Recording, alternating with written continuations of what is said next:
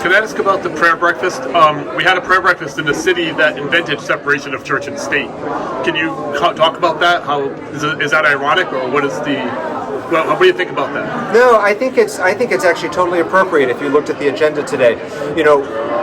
This state was not founded on no religion, it was founded on no state religion, and freedom from religion for those who choose not to worship. And so what you saw today and this morning is consistent with my beliefs, which is that there's a role for all in our community. And so we had the widest possible array of faith leaders here today, and none of which is the city's religion, and yet they continue to provide moral clarity and comfort to their congregations, and I respect and appreciate the work that they do, and as I mentioned earlier, I think that they're really important partners. I look back on the time when I was serving in state government through the worst days of the pandemic, and our obligation was to try to keep Rhode Islanders safe, to get them vaccinated, to make sure they understood public health guidance, and only so many people listen to government officials. And so the partnerships that we built through the faith community at those times was just another way to get the message out about keeping Rhode Islanders safe, and I think that that's a really instructive example of how we can partner in a way that doesn't designate a religion in any way, doesn't choose one religion over another,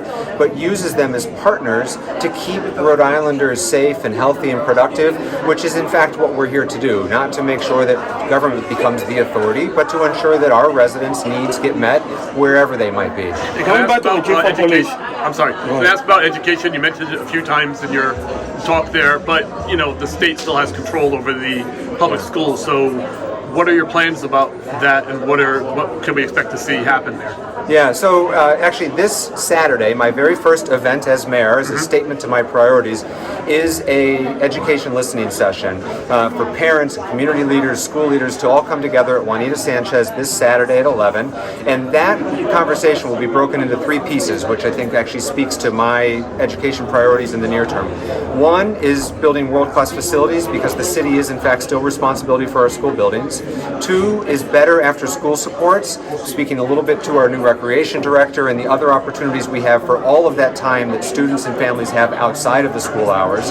And then three is to start to prepare now for the return to local control, because that's going to come soon.